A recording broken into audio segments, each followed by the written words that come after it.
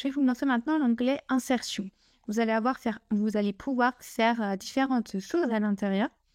Donc, quand je vais cliquer sur Insertion, je vais pouvoir créer une page de garde. Donc, si vous avez des rendus à réaliser, des dossiers par exemple, vous pouvez très bien créer une page de garde. Donc, ça va vous créer une nouvelle page. Donc, ça n'a rien modifié à mon texte, ça m'a juste rajouté un élément et je vais pouvoir par exemple ma présentation, ceci est ma présentation. Donc, je vais pouvoir tout modifier, mais voilà. En tout cas, vous avez la possibilité de créer une page de garde. Vous avez également la possibilité d'ajouter une page vierge. Donc, j'aurai toujours mon texte, ça ne change pas. Ici, donc, j'ai bien ma présentation. C'est juste que ça m'a rajouté une page, comme vous le voyez, qui est complètement vierge. Vous allez également pouvoir réaliser ce qu'on appelle des sauts de page. Donc, si par exemple, je me mets ici, et que je clique sur saut de page, ça va me créer une page vierge entre mes deux précédentes pages. Vous avez également la possibilité, si imaginons, je dis bonjour ici, ceci est ma première partie, je vais pouvoir cliquer sur CTRL plus ma touche Entrée et ça va me mettre automatiquement une nouvelle feuille. Bonjour, c'est ça. Et ma deuxième partie. Donc effectivement, j'ai bien ici, bonjour, c'est ma première partie. J'ai appuyé sur CTRL plus la touche Entrée.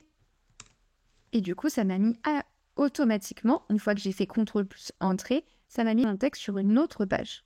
Donc effectivement, vous allez avoir ce raccourci clavier qui est CTRL plus la touche Entrée.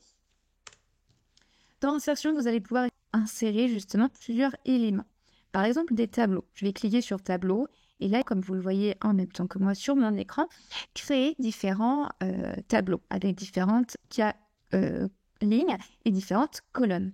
Par exemple, si j'ai besoin d'avoir 3 lignes sur, je ne sais pas, 6 colonnes par exemple, je vais pouvoir le sélectionner. Donc, j'irai dans Tableau et là, je vais pouvoir passer un tableau dans un tableau, c'est pas très joli. Mais je vais pouvoir créer différents tableaux et le personnaliser en fonction de mes besoins.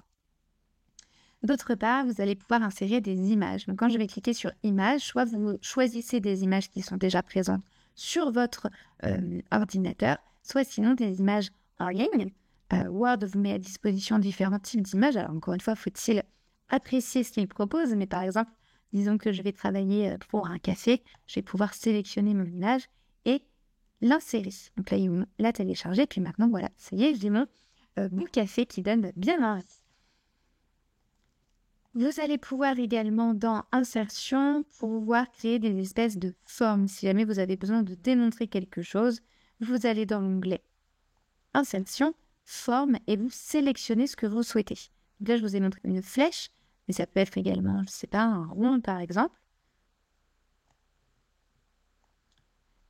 Vous avez également aussi des icônes, si jamais vous avez besoin de pictogrammes en particulier, et va vous proposer différents éléments. Si par exemple vous avez besoin d'écrire un texte pour dire qu'effectivement il faut nous appeler à tel numéro, vous allez pouvoir sélectionner votre icône et cliquer sur Insérer. Et du coup, vous aurez votre icône que vous allez pouvoir agrandir ou rapetisser comme vous le souhaitez en utilisant les petits ronds qui sont en haut à gauche, à droite, en bas à gauche et en bas à droite. De façon générale, pour les images, que ce soit pour des pictogrammes ou pour des images comme le café que je vous ai montré, nous vous conseillons très vivement de n'utiliser que les éléments qui sont sur les bordures, donc en haut à gauche, en haut à droite, en bas à droite ou en bas à gauche. Si vous utilisez les éléments qui sont au milieu des lignes, ça va vous déformer complètement l'image. Alors que si j'utilise un des coins, je vais pouvoir agrandir ou rapetisser mon image sans perdre de sa valeur. Donc, par exemple, ici, je vais sélectionner mon café. Si, encore une fois, je le rapetissis, l'image n'a plus rien à voir avec le café de base. Alors que si j'utilise les bords, je vais pouvoir ne pas perdre en proportion de l'image. Donc, encore une fois, n'utilisez que ce qu'il y a dans les coins de vos images. Dans Insertion, toujours, je vais pouvoir créer également des graphiques si je le souhaite. Et si j'ai des tableaux avec des valeurs. Donc là, effectivement, ils m'ont créé un tableau pour ça et ça vous ouvre une page Excel et vous pouvez modifier vos éléments si par exemple vous le souhaitez.